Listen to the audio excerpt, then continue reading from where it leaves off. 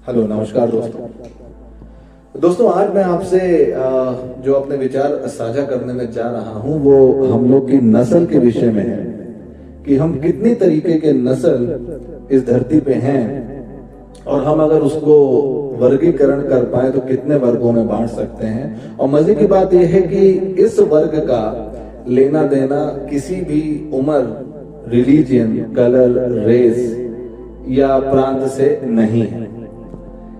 तो अगर मैं आपसे ये चीज साझा करूं जो कि मैंने भी कुछ चीजों को एक्सप्लोर करके जानी है, तो 3 तरीके के लोग हैं धरती पर। पहले वह है जो दृश्य बनने के इच्छुक हैं, जैसे कि बॉलीवुड एक्टर्स, सो कॉल्ड बाबास, कथावाचक या पॉलिटिशियंस कह लीजिए आप, राजनेता। जब तक जितने आकर्षक दृश्य से स्वयं वो अपने को प्रस्तुत करते रहेंगे तब तक इनके फैंस या इनके अनुयायी या इनके भक्त इनकी दुकान, मतलब ये सारे लोग मिलकर चलाते रहेंगे। ऑफ कोर्स हम ही तो हैं वो जो इन लोग की दुकानें हम चलाते हैं और इनको इतना पॉपुलर बना देते हैं कि इनका उसके अकॉर्डिंग, इनकी फैन फॉलोइंग के अकॉर्डिंग, और अब तो सोशल मीडिया भी आ गया, इनका रेट तय होता है, isn't it? तो इनकी जो अपनी प्रतिभा है, और इसमें कोई शक नहीं है कि ये सारे के सारे लोग सही में प्रतिभाशाली हैं। ये अच्छे हैं कि बुरे हैं, इन्होंने कुछ खराब काम किया या अच्छा किया, इनकी पर्सनल लाइफ कैसी है वो एक अलग विषय है। क्योंकि कई बाबा भी ऐसे हुए हैं जिनके एक समय में बहुत फॉलोअर थे मगर फिर वो जेल चले गए। उनके बारे में बहुत सारी और चीजें ऐसी निकल के आई कि लोगों ने उनकी फिर निंदा करी। और ऐसे कई बॉलीवुड एक्टर्स भी हैं जो कि उनकी पर्सनल लाइफ अगर आप देखें तो शायद आपको बहुत ज्यादा उनसे लगाव वो ना रहे, बशर्ते उनके लिए जो प्रतिभा है जो वो पर्दे पे दिखाते हैं वो इतनी आकर्षक होती है कि आप उसके फैन बने हुए हैं। और अगर मैं आपको रिसर्च बताऊं तो ऐसे लोग हर एक समाज, हर एक दुनिया में हमेशा 4 से 5% होते ही हैं और आप उनको डिनाई नहीं कर सकते, उनकी प्रतिभा तो उनमें है। जहां आप अगर 10 रुपए का सब्जी आप खरीदने भी जाते हैं तो तोल मोल आप करते हैं, लेकिन इन लोगों के अंदर वो प्रतिभा है कि वो आपको वो फर्जी चीज भी बेच देते हैं, वो फर्जी बातें भी समझा जाते हैं कि जिसका कोई तुक ना हो, है ना। सोशल मीडिया पे हजारों रील्स ऐसी आपके बारे में। तो पहला वर्ग जो है वो क्या है, वो लोग जो दृश्य बनने के इच्छुक है, जो चाहते हैं कि लोग हमको देखें, हमको सुने, हमारे बारे में बातें करें और उससे वो शोहरत कमाएं। और इसमें उनकी प्रतिभा का बहुत बड़ा रोल है। लेकिन उससे बड़ा रोल वो है जो उनको सुनते हैं और उनकी चीजों को आकर्षक पाते हैं, तो उनका एक स्पेक्ट्रम इतना बड़ा बन जाता है। ये तो हुए पहले लोग।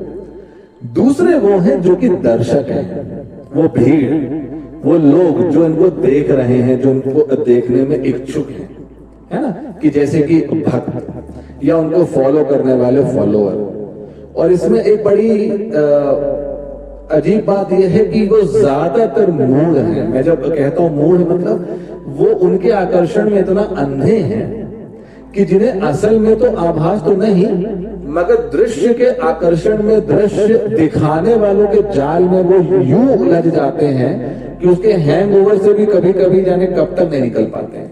जैसे होता ना, 3 घंटे की मूवी आप देखें या एक डेली सोप का सीरियल आप देखें तो कभी कभी आपकी आंखें भर जाती हैं, हो वो पर्दे पर होता है, लेकिन आप इतने उसमें बह चुके होते हैं कि आप उसको महसूस कर लेते हैं और आप भावविभोर हो जाते हैं।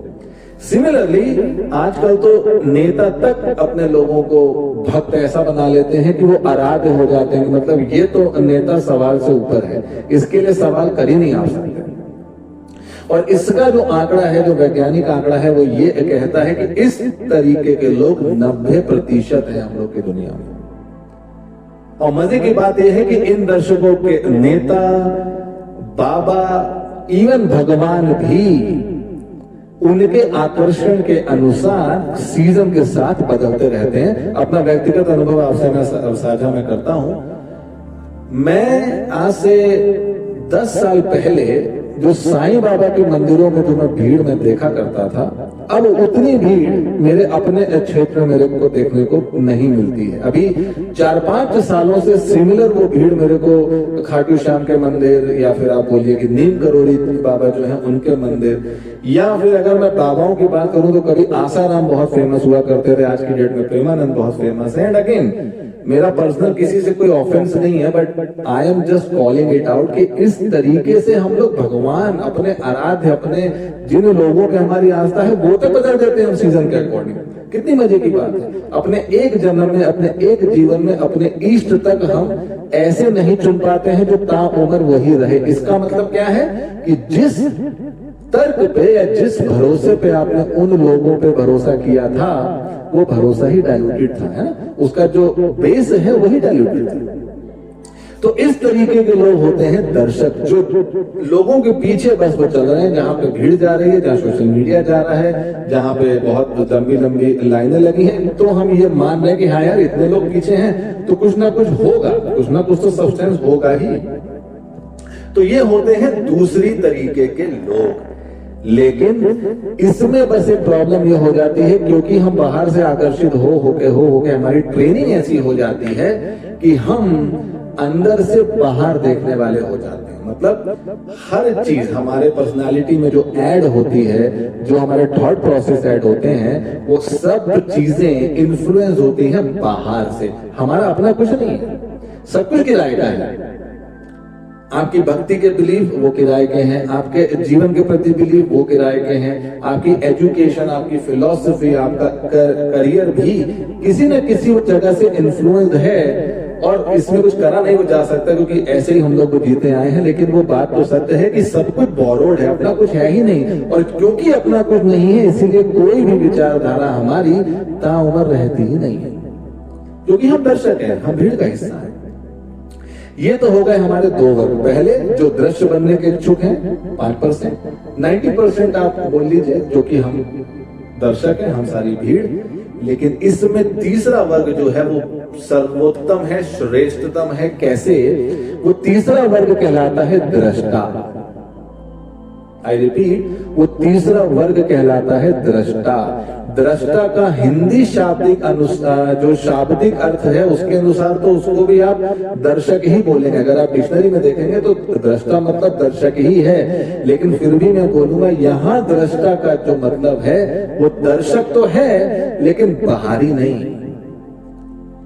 क्योंकि अगर आप गहराई में जब आप जाएंगे तो आप समझेंगे दर्शक वो है जो बाहर का दृश्य देखने में इंटरेस्टेड है, बाहरी आकर्षण से प्रभावित होकर अपने भीतर मन के खेल में जो उलझा रहता है। मगर दृष्टा वो है जो बाहर न देखकर अपने स्वयं के मन के स्वभाव, अपनी आकांक्षाओं, अपने बंधनों, अपने मोह, अपनी विकृतियों को देखने में इच्छुक है, जो अपने शारीरिक और अंतःकरण में चल रही गतिविधियों के तालमेल को देखने में इंटरेस्टेड है, जो खुद अपने को देख पा रहा है कि आज मैं सुबह उठा तो मेरे मन में अगर किसी के लिए निंदा आई तो वो निंदा आई क्यों, उसका रूट कॉज क्या था।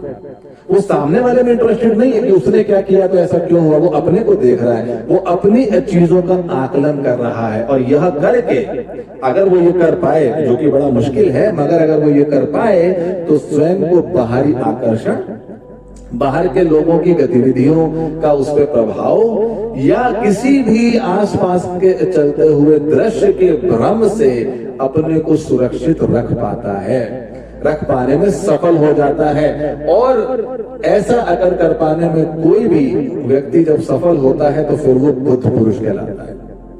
बुद्ध पुरुष वही कहलाते हैं जो दृष्टा होते हैं, जो अपने चित्त को अपने आप से अलग करके देख पाते हैं कि अच्छा जो ये चीजें मैं सोच रहा हूं, जो ये चीजें मेरे दिमाग में चल रही हैं, इसका एक्चुअल में कोई सब्सटेंस है ही नहीं, ये तो मेरे थॉट्स हैं जो बदलते रहते हैं।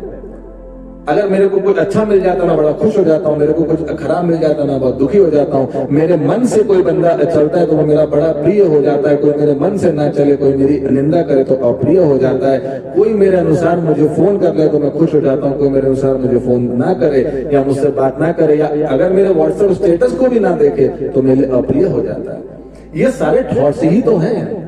ये सारी मान्यता ही तो है कि हम जिनसे चल रहे हैं, हम जिनसे ऑपरेट हो रहे हैं। तो ये जो ऑपरेशन है, ये ऑपरेशन को अगर आप देख पाए, सिर्फ देख पाए, कुछ करें ना करें अलग बात है, लेकिन अगर आप देख भी पा रहे हैं तो आप समझिए एक स्टेप आप भीड़ से ऊपर हो गए, एक स्टेप आप बेहतर हो गए, और कहीं ना कहीं आप उस जर्नी पर निकल चुके हैं जहां से आपको अपना आत्मज्ञान होना शुरू हो जाता है, जहां से वो यात्रा शुरू हो जाती है कि अब आप ये समझ पाते हैं कि मेरे अंदर इतनी ओवर थिंकिंग थी क्यों।